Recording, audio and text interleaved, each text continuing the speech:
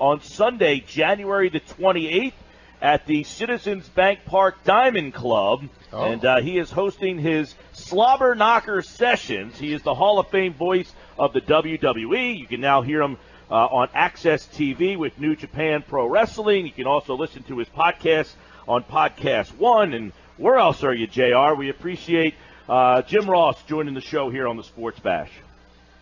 Appreciate you guys having me on. I'm ubiquitous. I'm like chicken litter in Oklahoma. It's everywhere. Well, the Slobber Knocker Sessions is going to be here on Sunday, January 28th. Now, I was at your one-man show in Philly when the Rumble was here a couple of years ago. How will the Slobber Knocker Sessions differ from what you did the last time you were in Philadelphia? The ticket bearer receives a free hard copy of my book, Slobber Knocker, signed to their liking. Photo of Q&A plus a photo op, and just a general. I'm only selling 100 tickets, so I wanted to make it a little bit different pace, a little different feel, and I think it'll be a lot of fun because you get that one-on-one time, and I enjoy that. I enjoy picking the brain of the wrestling fan. Yeah, I still have the last time I was at the one-man show session, I still have the barbecue sauce autographed. I won't open it. So I'm kind of conflicted. Do I open the barbecue or I just kind of hold on to it with the signature there? But the book is My Life in Wrestling, Jim Ross, which I guess spans, you have so many great, affiliations and stories. Where does this kind of take us? Take us on the journey of where this book will take the reader. Well, it kind of, starts out with me being born and not out of wedlock, but you do the math there. Mom and Dad kind of jumped the gun on me, so. But it kind of tells the journey of going from eastern Oklahoma on Route 66 all the way to Northern California, where my mom and dad started their life, and soon thereafter brought me into the world. So it's a unique journey. It's not a journey of a star athlete, and it's not a journey about the NFL. It's a story about getting into show business as a non-athlete. And a very fickle business, so challenging, to say the least. So if I had listened to all my critics about being chubby, southern accent, 3 bouts of Bell's palsy, go away kid, you bothering me, then I would have been a failure. I just didn't realize the odds were this stacked against me. Jim, the industry and the business has changed. You talked about getting into show business. It has really gone from what was known as professional wrestling into the storytelling business. I mean, realistically, it's what do they call it? An episodic television show that you watch in a lot of the mainstream WWE stuff. It is really taken just gone on such a different path from where it was when you started. Oh, yeah, absolutely. Well, when I started, all the promoters that I worked for were ex-wrestlers, alpha males, and they were offended if you said, "Hey, good show tonight." That was offensive to them. The word "show" was indicative of its being less than on the up and up. Right. So, I just the big money has come when it was admitted that it was show business, and you play to that audience, and it seems like it's working out pretty good for WWE. I'm going to be on their 25th anniversary of Monday Night Raw on January 22nd. The King and I are going to reunite and do something. So I'm excited about that. It doesn't seem like it's been 25 years, but, time flies. You know how that goes. Sure does. The Slobber Knocker Sessions on Sunday, January 28th at the Diamond Club of Citizens Bank Park. Ticketfly.com. A whole bunch of stuff, very intimate, only 100 fans. So if you want to get a ticket, you're thinking about it, you probably want to do it while we're talking to JR right now because 100 tickets probably go very quickly. And, there's so much going on. In fact, you're doing stuff with Access TV. The industry is so – this Alpha Omega matchup the other night, Chris Jericho, what an unbelievable story. This guy has reinvented himself so much. He's a rock star. He's crossing over everywhere. Those are stories that really the mainstream can cling on to, and you got a chance to call that match for Access TV. How cool was that to see It was great, Jericho doing that?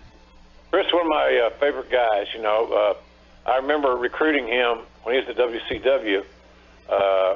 Jerry Briscoe and I caught up with him at a place called the Bomb, and we had a little recruiting visit there. And I couldn't pay him what he was earning at WCW, but he could earn money, if that makes any sense. Kind of got to trust the system, and he did. He trusted the system, and he was making the 7 figures almost at the jump street. So, hell of a hand, man. He just reinvents himself. He's fearless. He's not afraid of any challenges. He likes to create content. I want to do this cruise next fall. Yeah. Lawler and I are the hosts of their cruise, which ought to be a sight for sore eyes. Oh, I think we're giving away an entry to that, by the way. Just a little quick throw out there. But that's going to be pretty awesome. I always think it's how hedonistic can it be, because it's going to be a little party flavor, to say the least. And if you got 2 responsible older gentlemen like Jerry Lawler and Jim Ross, what could go wrong, right? Right. Jim Ross is our guest here. Philadelphia will have the Royal Rumble, which is turned into, the way they do it now. You got the NXT Saturday night. You got the Rumble on Sunday. You've got Raw on Monday. You've got SmackDown on Tuesday. JR's Slobber Knocker Sessions on Sunday afternoon at Citizens Bank Park. I mean, they have really done so much here. But the last time they were in Philly, it was, from that point to where we are now, things in that company have really changed a lot, because people in Philly were not happy with the outcome in Philadelphia on that night. And here we are 3 years later, and they're still not happy with that night, it seems like. Yeah, I like the fact that people are so unhappy that they follow every nanosecond religiously. So I don't know how unhappy they really are. And more power to them. Thank God they love the business enough to have an opinion, and they have enough knowledge just to make themselves dangerous, kind of like the rest of us more often than not. Well, Philly is a passionate wrestling town. Would that be fair to say? Oh, God, yes. Awesome. It's a great city. My book, Slobber Knocker, starts out in Philadelphia, in the arena before WrestleMania, when I came back from my second bout of Bell's palsy, after suddenly losing my mother, and the stress of that triggered another attack. So that was the first Austin and Rock WrestleMania main event for the 2, and first of 3. So it was really Philadelphia's big in my lexicon for a lot of reasons, but they're all impactful. They're all have meant something significant to my career, because I just about didn't. I almost spit the bid on that one in Philly on the. I could have just walked away and said I'm done, because I was so self-conscious of my appearance that it was about to drive me crazy. I felt like Tony Soprano having an anxiety attack. Hey, JR, at one point, it used to be called America's Showplace, the building, the Spectrum. If you bring up wrestling in Philly, I guess you have to go back to that building as well and what impact it had on the sport. I'm sure you have Spectrum memories. Well, here's how I got into the Spectrum memories part of it.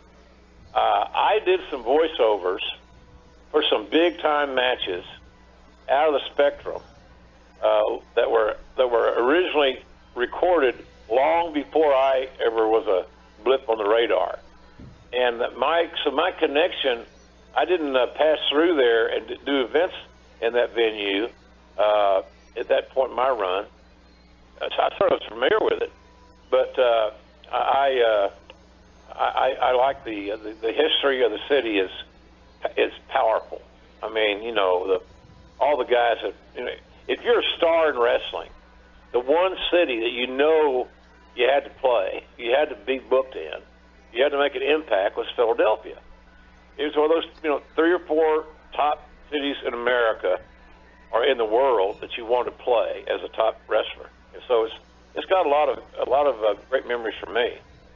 Well, JR, we've seen so many, you were the voice of the maybe most popular era in wrestling history. There's no debating that was when wrestling was at its, at least television height. Monetarily, I'm sure the guys did probably much better than maybe at any time. But not that it will ever get back to that, because it's just the way that, it's corporately, it's publicly owned now. They can't do some of the stuff. But Do you think that the characters will get to that level, that we'll see characters of that level like The Rock and Austin, how they are here 20 years later, they're still on the tip of everybody's tongue, and they're still, I mean, people still want to see those guys come out, even though they really haven't done it in years. Do you think it'll be like that, 10, 15 years from now? Well, it's really hard to say. I almost lean to a negative answer because, we're still waiting for someone to fill those shoes. Yeah. Of a lot of guys that we'll be featuring on the 25th anniversary of Monday Night Raw. We'll be, making a drive-by, kind of what I kind of call my appearance. Kind of doing a drive-by with the old gang and having some fun and enjoying and seeing everybody. So, but I don't know. It's not the matter. People say, well, it's the TV 14. If they're TV 14, most of their problems will be solved. Well, not really. Far from it, actually. It's all about characters in the presentation. And sometimes, as we've seen, these characters are not easily replaced. And that's not to say that WWE doesn't have some of the greatest in-ring stars in the world. They do, without question. But it's still that one more step to touch the audience and have the audience embrace you back so that there's an emotional attachment that can't be replicated in anywhere else but out there in the ring surrounded by people. It's a unique connection. Yeah. So I don't know. I hope so. I hope guys, connect to the audience and keep the business growing and getting stronger. But boy, right now the business seems to be in need of that, that little nucleus of legit superstars. Yeah. And I'm kind of waiting to see who's going to step up and take those spots. Well, I'm sure you've heard this many times, but you and King were a big part of making those characters feel larger than life at that time. I mean, people undervalue, I think, sometimes the role that the announcer has in getting those character stories over. It's something that not that they don't do a good job of it today, but back then, I mean, it was like the stuff that you did with obviously Mick and everybody wants to know this though. Do you think that the Undertaker is done? I said this before. I signed Vince and his team signed me back to a multiple-year WWE deal the Friday before WrestleMania this year. 17. Yeah, and that was crazy. And then they, that was really great for me because I just lost my wife about 10 days before, and it was not a good time in my life. So that was really much needed attaboy, so to speak. And they said, well, you're going to call a match at WrestleMania, and I just said, okay. I had to do my one-man show that afternoon. I really didn't, I wasn't curious even what I was going to call this. Well, you want to know what you're going to call? Okay, tell me. You're going to call the Undertaker and Reigns, and it's the last match of the show. Wow. Okay. So, all right. Well, that's great. And but the until Undertaker tells us that he's done, he's not done. Nowhere in that whole presentation that I can recall did we frame it that it was Undertaker's retirement match, or this is it, or he's calling it a day, or what more must we know other than whatever. I don't know. So until he tells us he's done, he's not done. All right. Now, what does that mean? All it means is just exactly what I said. Until he utters the words, "I am finished." He says those words, he's not finished. So, does that mean he'll be back at WrestleMania this year? Obviously, if he's going to come back in 2018, why wouldn't it be at WrestleMania? It automatically should be at WrestleMania, one would assume. Yeah. So, New Orleans, by the way. New Orleans. I think there's a good shot at it, but, he's his own man, and he knows what he can do and what he can't do, and I have great respect for Mark's opinion of everything wrestling and other things. So, I'd love to see him have another match because I know if he does, he feels comfortable that he can pull it off to his own satisfaction.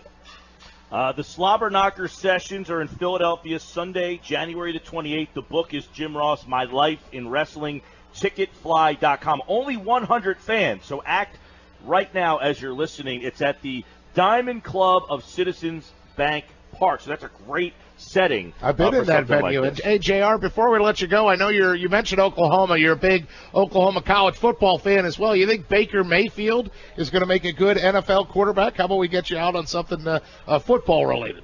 Yeah, I think so. You know, in 1992, I was working with the Falcons in Atlanta, and they had this rookie quarterback from Southern Miss called Brett Favre.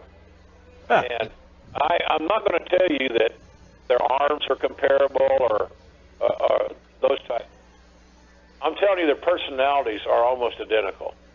They're well liked by everybody under the roof, whether it be trainers or defensive guys or you know, whatever. Just Huckleberry Finn type of deal. And I don't know if that's a good. That's probably dating myself. It should be some more pop culture reference. But in any event, he's the kind of guy you want to play for. You know, he's not the wild child.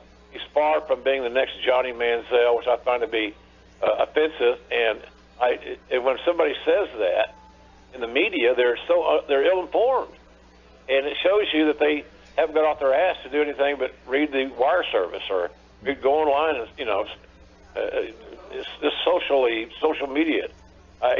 He's a good kid. Has he made some mistakes? Sure. Hey, I don't know what it's like being the big man on campus, the quarterback of the football team, and being single. And being 23 or 4 years old. I don't know how that would be. I'd love to know if there's a AARP version of Baker Mayfield in my future. I'm all about that. So he's a good kid. Good mom and dad. Mom and dad are still married. That's unusual nowadays. And so he's got a mom and dad in the household. And I like the fact that he likes to have fun, because fun is equated to success. He has had great success at Oklahoma, and it has enhanced his level of fun. I saw him out at I had courtside seats for my birthday to watch the Thunder play the Lakers in L.A., and he was across the way with a nice-looking young blonde woman that wanted to go high-five and an attaboy right there, but I couldn't get to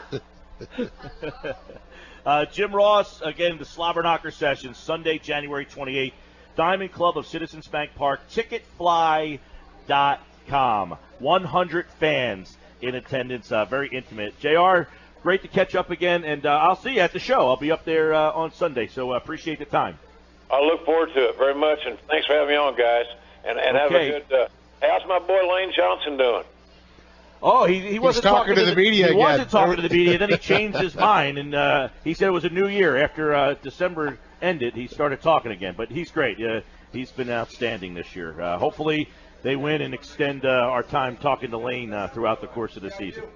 I can see Lane Johnson being a big star in the WWE someday. Yeah, you know, what's his name? I was at the Raw in Philly a little while back, and I sat next to Vinnie Curry from the Eagle. He's a huge WWE fan. He's another guy. He's a massive man that I said, man, you shouldn't be playing football. You need to get in the ring, man. He loves it. There's a lot of guys, you know, that you see popping up everywhere. But yeah, Lane's very popular with the people here in Philly, and you're right. He probably could make the crossover. He's got a great personality. Guys, he can throw the football better than anybody on your team. Oh, I've heard that. We've heard, you know, that he could chuck it around, and tremendous athlete. He was a JUCO quarterback. Then he kept eating. He got to Oklahoma, kept eating. He ate himself out of a position. He ate himself out of the defensive tackle position, a defensive end position. So he finally found his true home in the offensive line. So he was a quarterback. And that son of a gun can sling that pigskin, baby. All right, JR, it's always good to catch up, and I look forward to seeing you up there on the 28th. Look forward to it. Thanks a lot.